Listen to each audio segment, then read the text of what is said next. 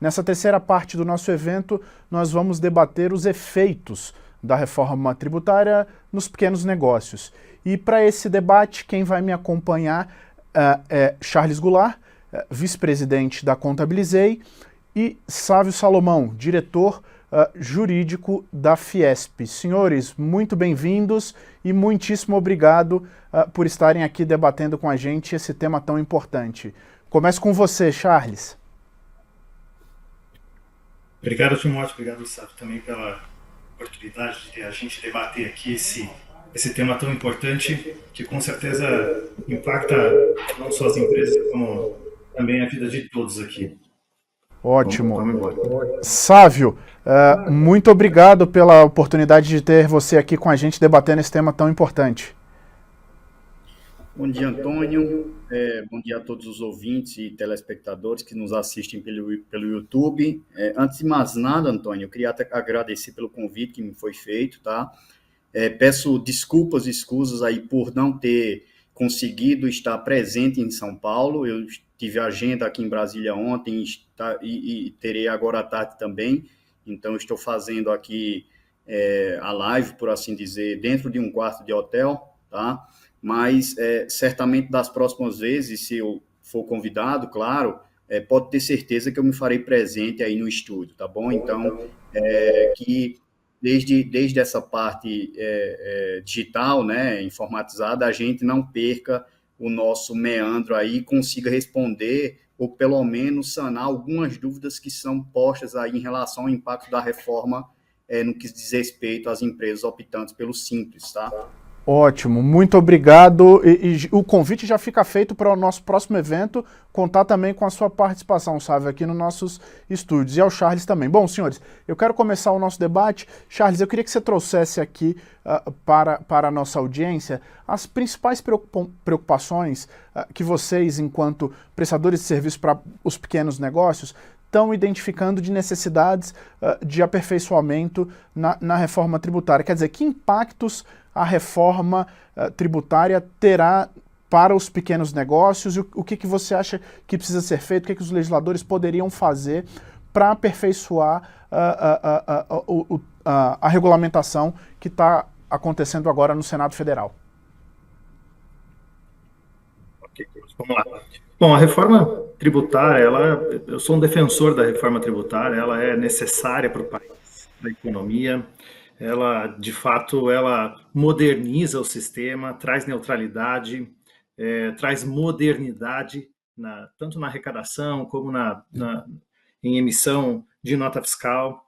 Ele traz também redução de sonegação, e isso traz igualdade para as empresas nas suas operações, nos seus negócios, mas na prática, ou pelo menos como a gente tem visto a reforma até aqui, né, o que está se propondo até aqui, ela faz com que os pequenos negócios, sejam eles simples ou não, os pequenos negócios, eles paguem mais impostos do que hoje e também tenham mais custos para se manterem compliance, né, para se manterem regulares com todas as suas obrigações, especialmente durante o período de transição.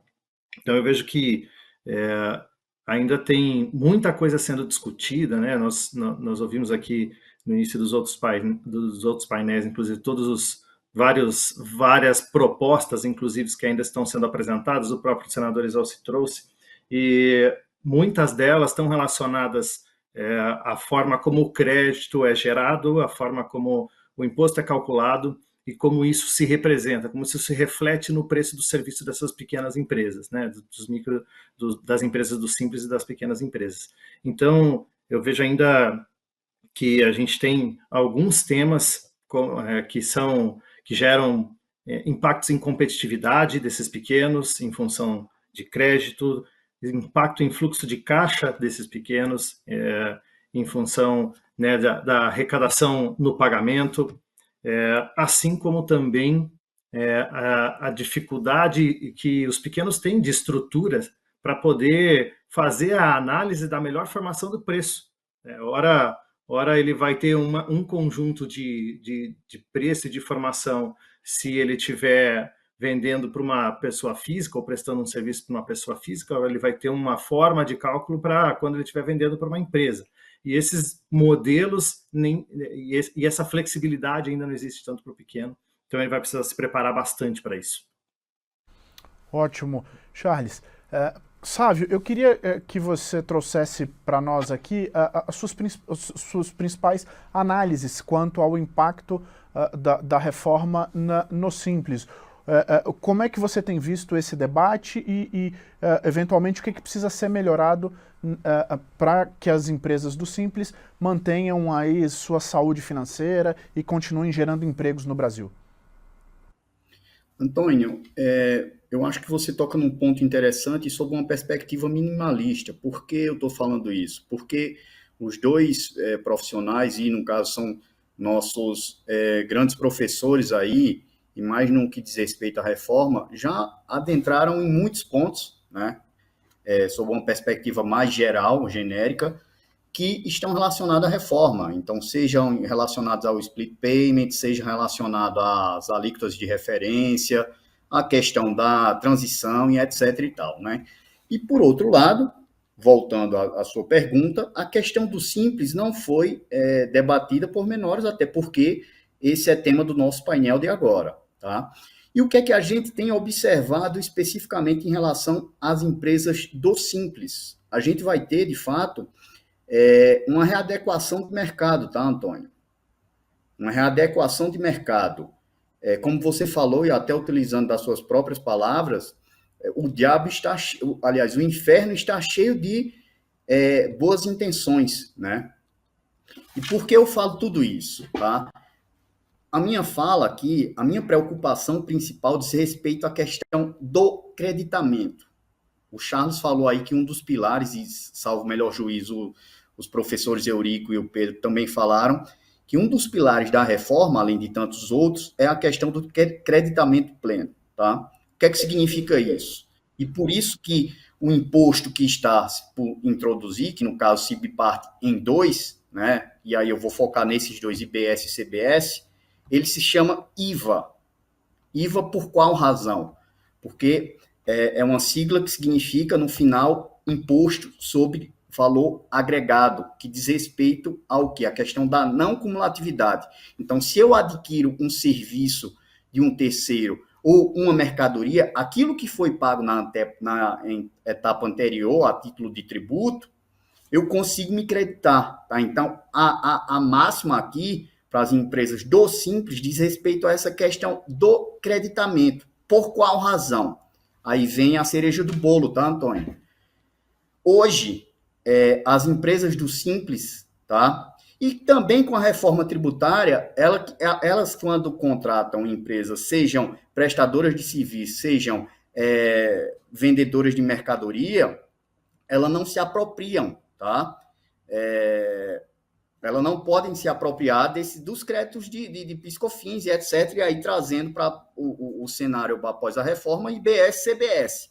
Por outro lado, cereja do bolo, mais uma vez, o que é que a gente vai ter? As empresas que são do lucro real e as empresas que também estão dentro da sistemática do lucro presumido, elas vão poder se apropriar dos créditos proporcionais, tá? De IBS e CBS. O que é que significa tudo isso? Eu, empresa do lucro real ou do presumido, eu não vou contratar uma empresa do Simples. Por qual razão? Porque aquele crédito que vai ser gerado vai ser muito menor do que o crédito que eu estaria adquirindo se eu contratasse uma empresa do lucro real também ou do lucro presumido, tá? Então, essa é a questão e essa é a minha preocupação maior, tá, Antônio? Porque, no final, as empresas do Simples vão ter que se readequar. Readequar sejam fazendo o quê? Ou indo para o regime fora do Simples, tá? Ou ficando no Simples e optando pelo regime híbrido. Então, eu recolho IBS e CBS por fora, por um regime normal, geral, e os outros tributos dentro do Simples. O que é que significa? Se eu estou dentro de um contexto que a própria Constituição e a lei dispõem que o sistema do Simples é afeto à simplificação, seja ela de obrigações tributárias, administrativas e etc., eu vou ter aqui, no final das contas, uma burocracia sob essa perspectiva de obrigações, tá? E obrigações que eu falo para a gente que lida com direito tributário, obrigações acessórias, de ter que emitir documentos, sejam pela parte do Simples, de ter que emitir documentos, seja pela parte do regime único, enfim, então eu vou ter essa questão aí, que é uma questão afeta a readequação do mercado, tá? E não só por essa perspectiva das empresas do Simples, que vão ter que analisar se vão, de fato, permanecer no Simples ou não, mas também para com os profissionais de advocacia e contabilidade, que vão ter de fazer, de fato, e certamente, esse tipo de análise, tá, Antônio? Então, a minha questão principal em relação às empresas do Simples é essa aí.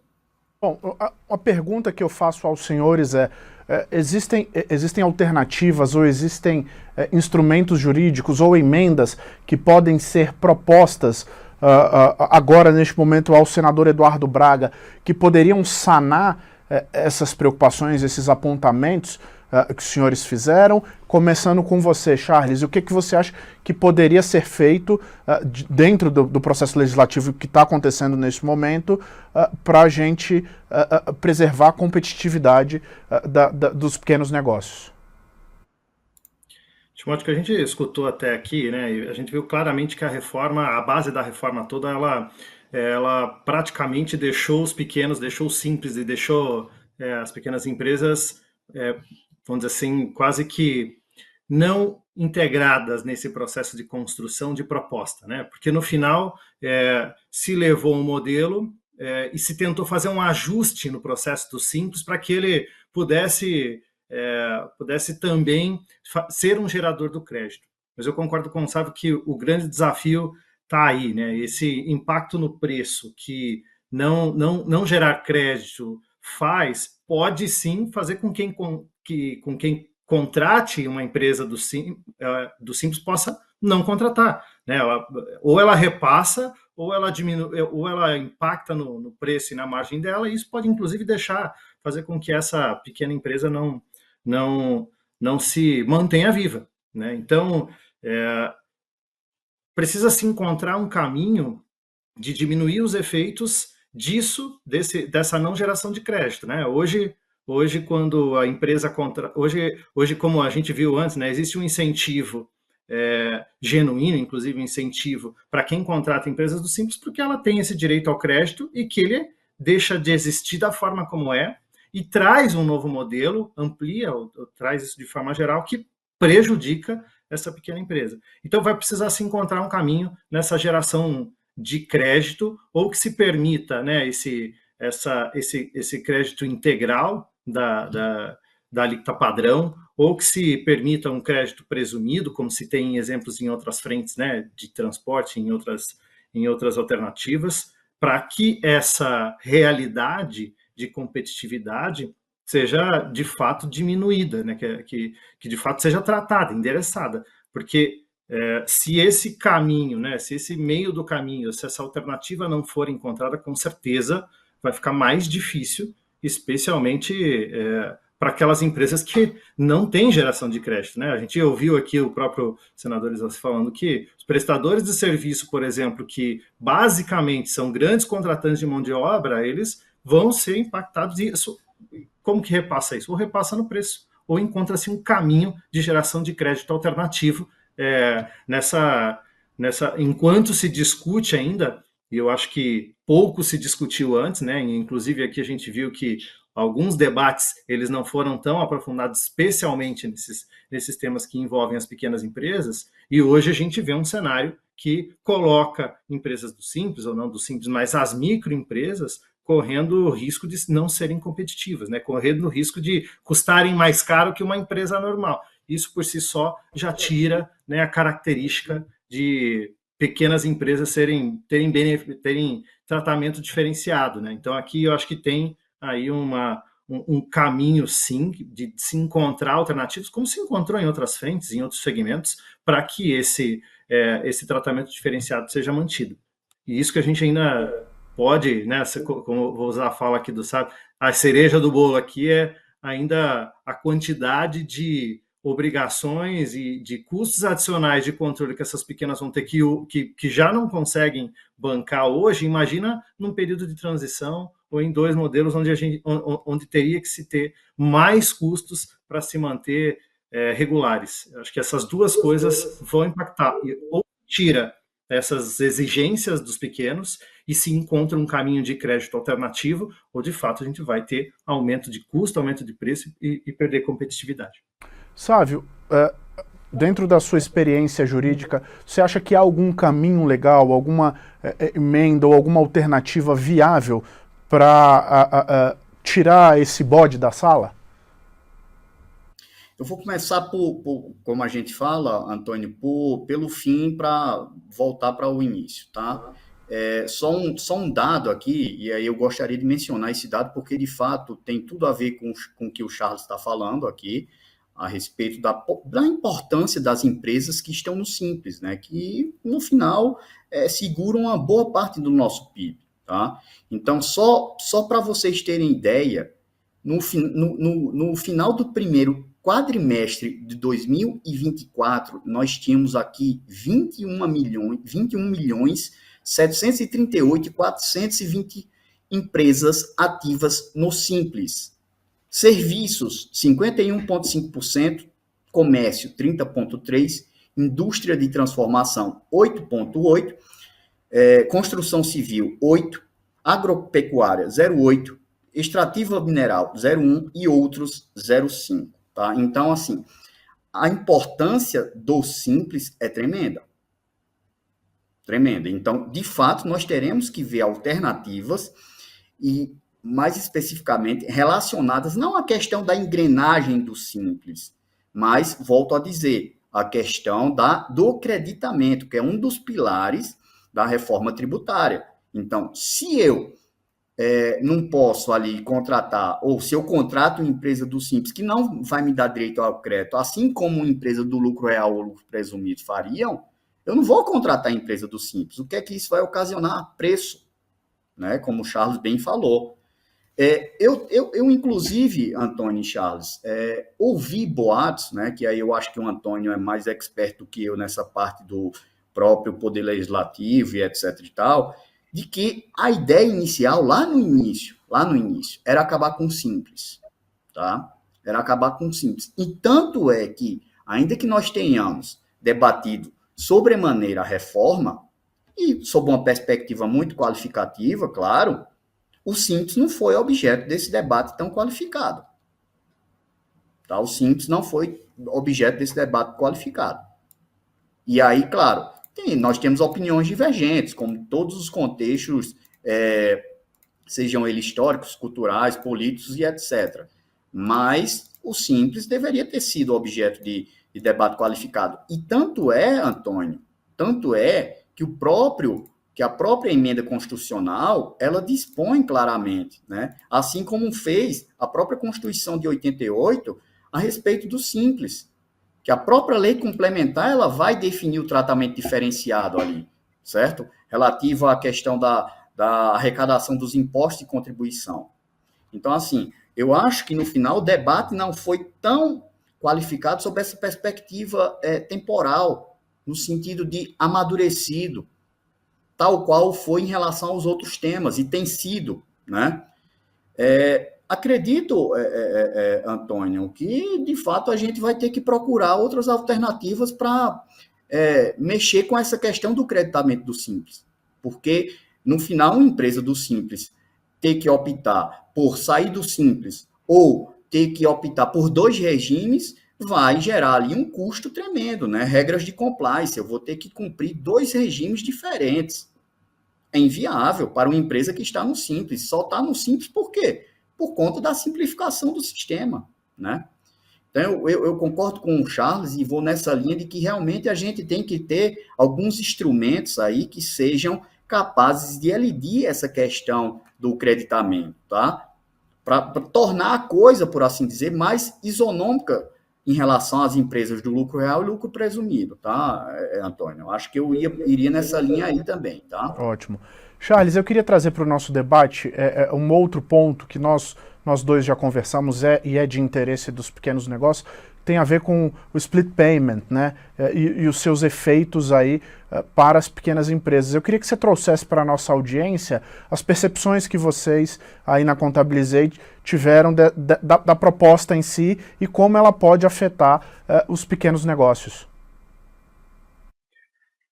Vou pegar o gancho do Sábio, inclusive, lembrar que as pequenas empresas são, além de ser quase 90% das empresas, elas são as que mais empregam no país, né? E tem uma importância na economia muito forte.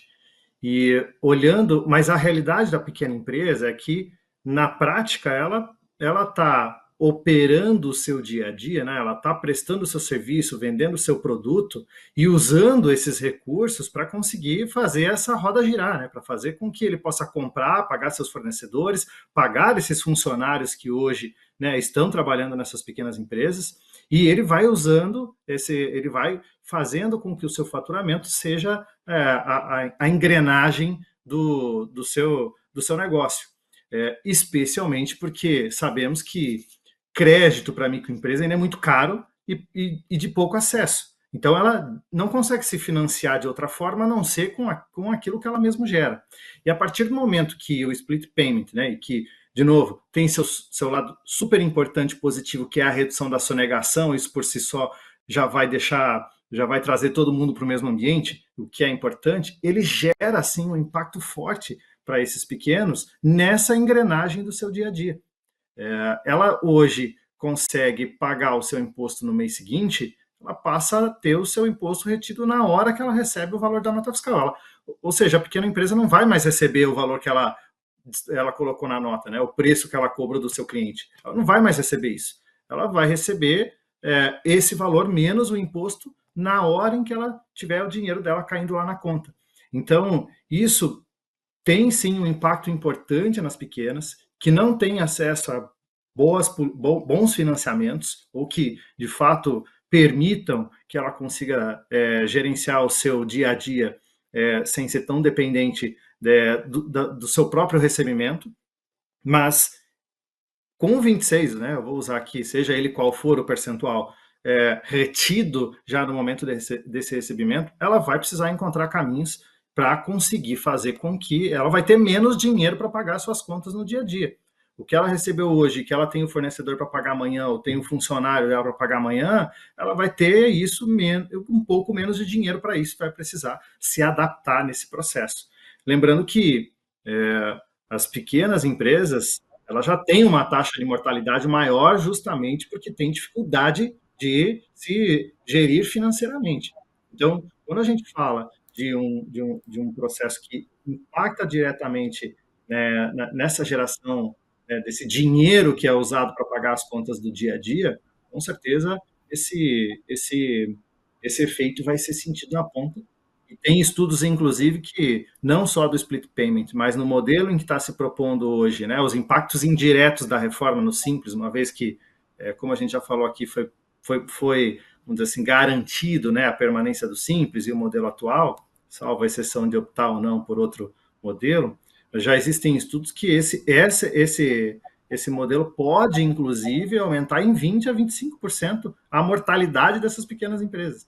Por quê? Porque impacta no caixa, impacta na competitividade, e isso vai fazer com que impacte a economia, porque ela é quem mais emprega. Então, eu acho que a gente tem sim aqui um desafio de encontrar um caminho alternativo, e muito se fala sobre manter o Simples ou as pequenas empresas dentro do split payment simplificado, né, dentro das modalidades. Talvez um caminho seja realmente ter uma taxa menor dessa retenção do custo. Não é abandonar o split payment, mas ter uma taxa menor, né, um percentual menor dessa retenção no momento do recebimento para os pequenos e para os simples, ou até mesmo manter o modelo atual, né? Se fala tanto em preservar o simples, é manter o modelo atual, né? E não necessariamente adotar, fazer com que ele adote 100% na sua plenitude o split payment.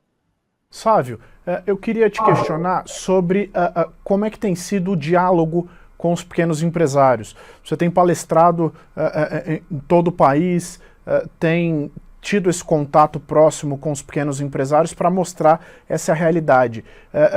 Como é que tem sido o retorno? Há um ambiente de preocupação? Há uma procura dos pequenos empresários por informações? Como é que tem sido essa troca e esse diálogo?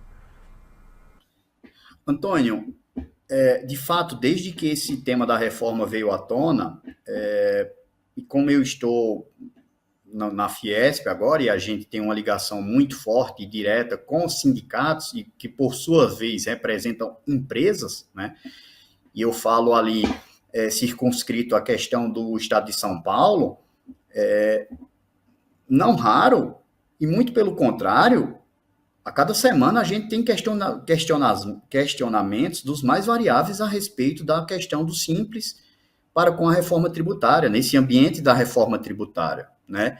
E assim, o que eu identifiquei, todo mundo está muito, por assim dizer, de olhos voltados a todos esses assuntos, né? A alíquota de referência, split payment, que de fato, como o Charles colocou, mexe nessa questão do fluxo, né? Mas no final, Antônio, o que eu tenho verificado é justamente essa mensagem que eu queria trazer para vocês a respeito dessa questão do creditamento do Simples, né? Porque ou o empresário do Simples vai se manter no Simples e aí paga a alíquota unificada reduzida de um crédito e vai repassar pouquíssimo para um contratante, o que no final vai quebrar um pouco essa questão da concorrência, e aí o empresário do Simples vai perder competitividade, ou ele vai adotar o regime fiscal híbrido, né? Passando a recolher IBS, CBS separadamente e os outros impostos e tributos dentro da sistemática do Simples. Essa tem sido a pauta principal, tá, Antônio? Essa tem sido a pauta principal, porque voltando, a própria Constituição, já com a emenda constitucional 132, ela é muito categórica nesse sentido da manutenção do Simples Nacional, certo? Dessas regras atinentes ao Simples, tá? Que são voltadas, como a gente sabe, a microempresas e as empresas de pequeno porte, certo? E aí, dentro dessa perspectiva, se nesse cenário atual, e aí eu trago mais dados aqui do próprio Ministério do Desenvolvimento, Indústria e Comércio, tá, Antônio e Charles? São dados aqui, nós temos uma secretaria, para que todos os ouvintes e telespectadores que nos estejam assistindo possam entender um pouco, nós temos uma secretaria que é voltada especificamente à microempresa e às empresas de pequeno porte, tá? Então, nós temos, assim, periodicamente, um mapa, certo? Que no final é um boletim que diz respeito ali, quantas empresas foram abertas, quantas foram fechadas, e aí esse mapa de empresas, que é dessa Secretaria da Micro e Pequena Empresa, ele nos diz o quê? Ele nos informa o quê? Que no primeiro quadrimestre, ou seja, nos 4 primeiros meses de 2024, nós tivemos a abertura de 1.456.000 empresas do Simples. Por outro lado, no mesmo quadrimestre, janeiro, fevereiro, março e abril, nós tivemos 854.150 empresas do Simples fechadas, tá? Fechadas. Eu estou falando isso dentro dessa conjuntura atual. Dentro dessa conjuntura atual, em que, voltando, a gente não tem essa preocupação do setor, das empresas do Simples, relativa a essa questão do creditamento, que no final das contas vai ocasionar ali uma perda de competitividade. Ou a empresa vai sair do Simples, vai para o regime geral, ou a empresa vai ficar no regime híbrido ali, cumprindo 2 arcabouços normativos, né, relativos a obrigações acessórias, que é um tanto custoso, muito custoso, além de todas essas outras questões aí voltadas pelo Charles, relativa à questão do fluxo de caixa por conta da sistemática do split payment. Charles, eu queria entender como é que tem sido esse processo de diálogo com os pequenos empresários, eles têm demandado de vocês questionamentos, como é que tem sido isso? E, na outra ponta, além do serviço que, por exemplo, a Contabilizei presta para os pequenos negócios, um outro serviço vai ter que ser criado, né, que é o de educação empresarial, de gestão empresarial, para que esse empreendedor tenha que lidar com essa nova realidade, se assim for aprovada a regulamentação como está posta, né? E esses riscos, esses pontos de atenção que nós temos debatido aqui se materializem. Então, quer dizer, além de todo o serviço prestado, vocês vão ter que, a Contabilizei, por exemplo, vai ter que oferecer ao pequeno empresário um curso de gestão para que ele aprenda a lidar com todas essas novidades que vão chegar, com as quais eles vão ter que conviver.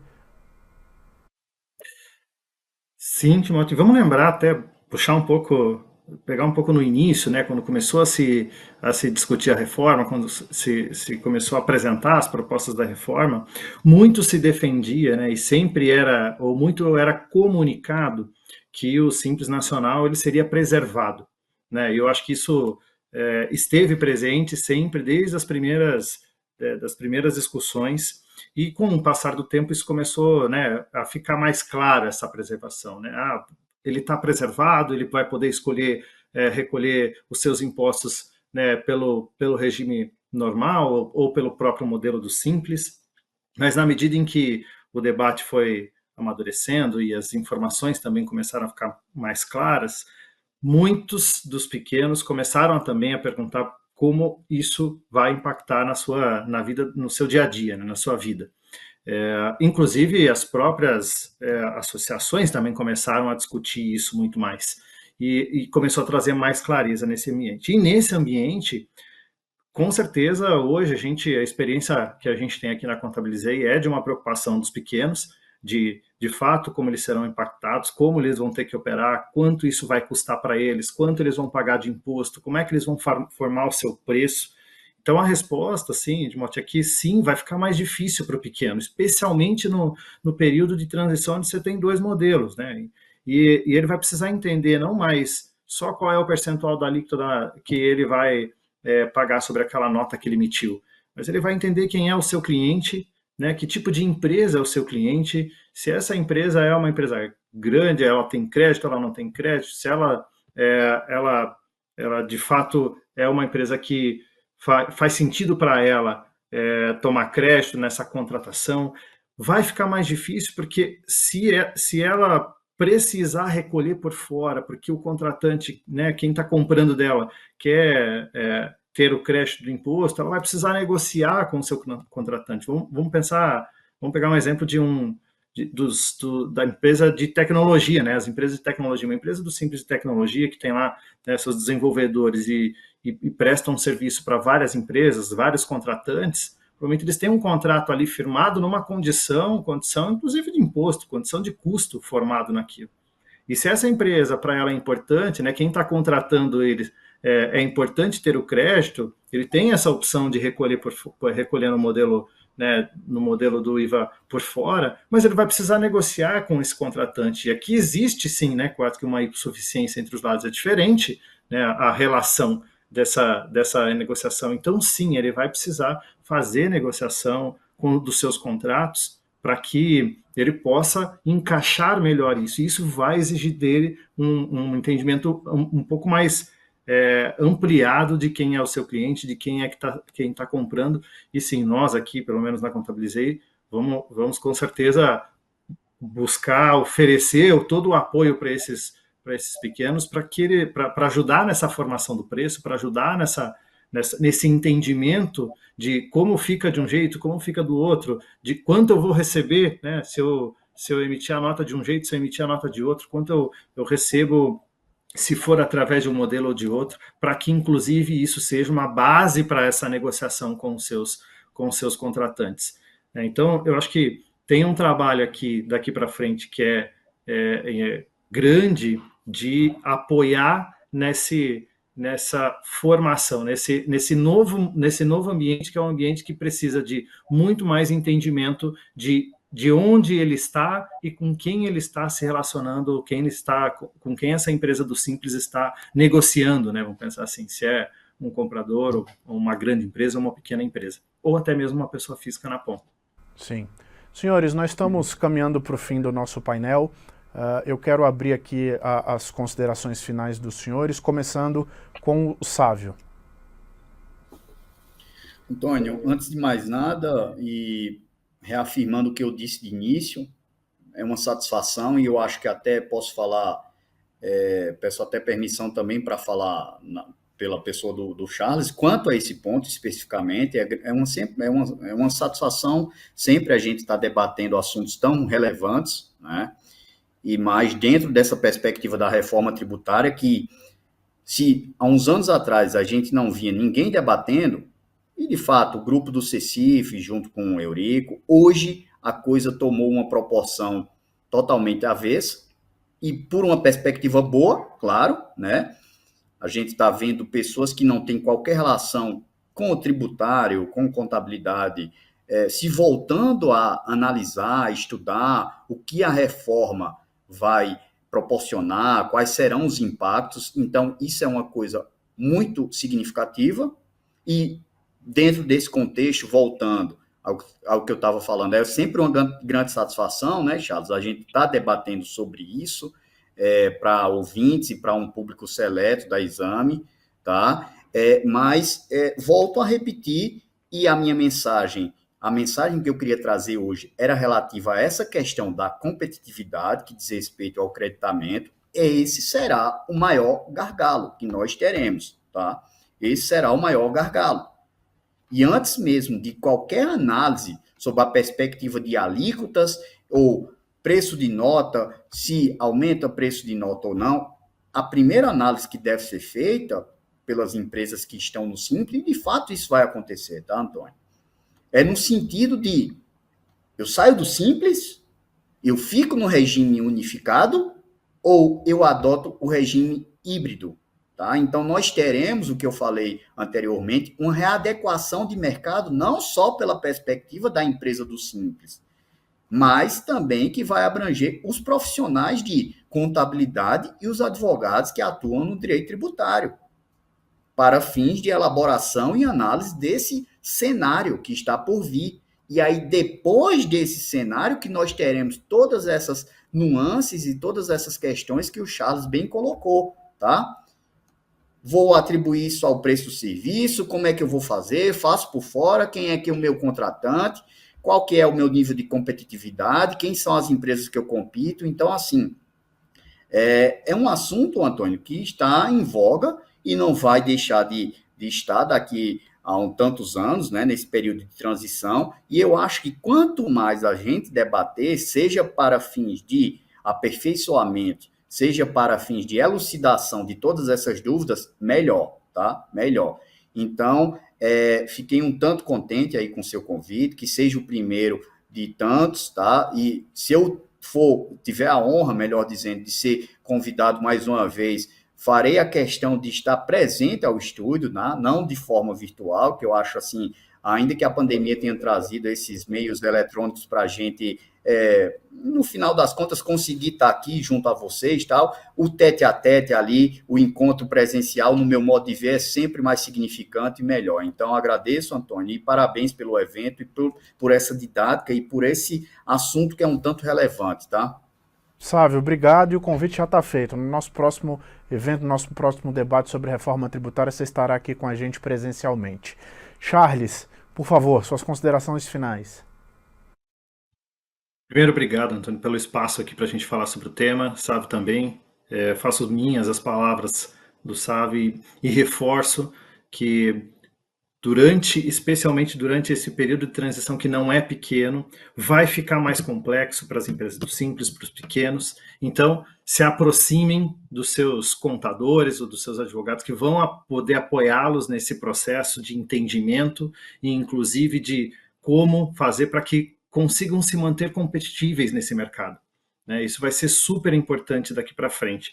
E sim, concordo 100% que competitividade é o tema central quando a gente fala de pequenas empresas. A reforma traz esses impactos indiretos que são indiretamente, atingem diretamente a competitividade das pequenas e especialmente de quem está no Simples Nacional. Então, se aproximem dos seus contadores, aproximem dos seus, né, dos especialistas tributários que vão poder ajudar nesse processo e fazer com que se mantenham aí cada vez mais saudáveis. Senhores, obrigado.